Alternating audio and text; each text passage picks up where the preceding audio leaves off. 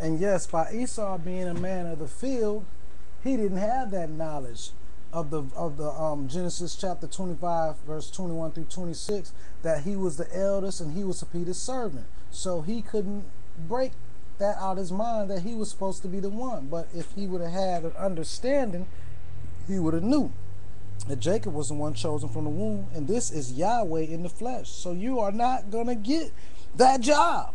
Okay? Now let's place the children where they're at in the world then to now. Turn it to Joshua chapter 24, and I'm going to pick it up at the 4.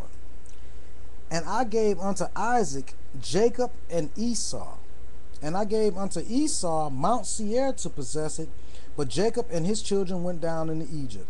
So we have Esau going to move to Mount Seir to live, and then we have Jacob's children going down into Egypt to do slavery. Okay, well, we're going to follow Esau right now. Remember, don't forget this. Our brother Esau's possession is Mount Seir. Turn it to Ezekiel chapter 36. And we're going to pick it up at the 1. No, we're going to turn it to Ezekiel chapter 35 and pick it up at the 1.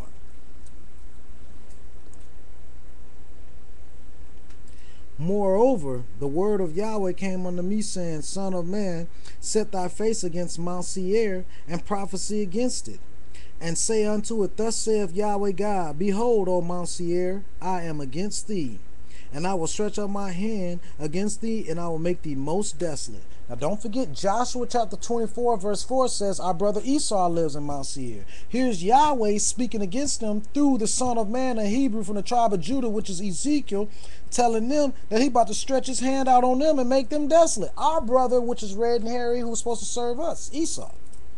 And Yahweh said in verse 4 of chapter 35 of Ezekiel, I will lay thy cities waste, and thou shalt be desolate, and thou shalt know that I am Yahweh, because thou hast had a perpetual hatred, and hast shed the blood of the children of Israel by the force of the sword in the time of their calamity, in the time that their iniquity had an end.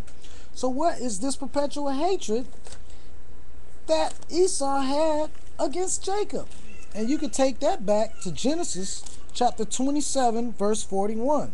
And Esau hated Jacob because of the blessing wherewith his father blessed him. And Esau said in his heart, The days of mourning for my father are at hand, then will I slay my brother Jacob.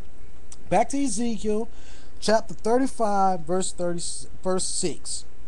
Therefore, as I live, saith Yahweh God, I will prepare thee unto blood, and blood shall pursue thee. Seeth thou hast not hated blood, even blood shall pursue thee. Thus will I make Mount Seir most desolate, and cut off from it him that passeth out, and him that returneth. And I will fill his mountains with his slain men, in thy hills, and in all and in thy valleys, and in all thy rivers shall they fall that are slain with the sword. I will make thee perpetual desolations, and thy cities shall not return, and you shall know that I am Yahweh. Okay, Yahweh said that he was going to destroy these people off in Mount Seir. Their cities wasn't going to return. And then he tells you why. Because thou hast said, these two countries, Israel and Jerusalem. No, he said, because thou hast said, these two nations, Israel and Jerusalem, and these two countries shall be mine, and we will possess it just like Yahweh was living there with us. So Yahweh said he gonna destroy these red and hairy people that's over living in our land, talking about they gonna live here just like Yahweh living with them. So that means we have an imposter over in the true land of Israel that's red and real hairy with long beards and hairy chests, representing the land and saying that God is living there with them. So before they even got a chance to even do that, Yahweh foreseen it. That's why Yahweh sent Hitler up in the Mount Seir, and he slayed more than 6 million Jews, left their bodies in all the hills, the valleys, the rivers, heads cut off, decapitated, mutilated, everything, and took the residue of the Jews down into concentration camps, where he went to slaughter even more of them down there. because of what they did back in the day. See, but Yahweh keeps to his word. What did he say? Therefore, as I live, saith Yahweh God, I will prepare thee unto blood, and blood shall pursue thee. Seeing you don't reject blood, how you did the children of Israel when Yahweh punished them, you stepped right on in and slayed them to the ground, broke down their imagery, took everything that even resembled them and cast it out the land. But now let's get back to the scriptures before I be done overroll these, because I got so much knowledge, shit. Okay. We're going to pick it back up at the 10 again so we can read that again of what our red and hairy brother Esau did. Because thou hast said, these two nations, Israel and Jerusalem, and these two countries shall be mine, and we will possess it, whereas Yahweh was there. Therefore, as I live, saith Yahweh God, I will even do according to thine anger and according to thine envy, which thou hast used out of thy hatred against them. And I will make myself known among them when I have judged thee.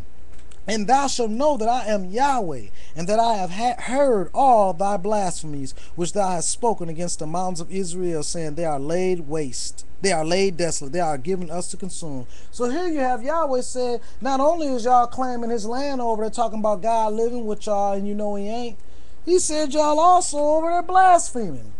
So how are they blaspheming? Revelations 2:9. Let's see. I know thy works and tribulation and poverty. That's Yahweh speaking to us, the Hebrews. But thou art rich. And I know the blasphemy of them which say they are Hebrews and are not, but are the synagogue of Satan. Let's back verses to another verse. Revelations chapter 3 verse 9. Behold, I will make them of the synagogue of Satan, which say they are Hebrews and are not, but do lie. Behold, I will make them to come and worship before thy feet, and to know that I have loved thee.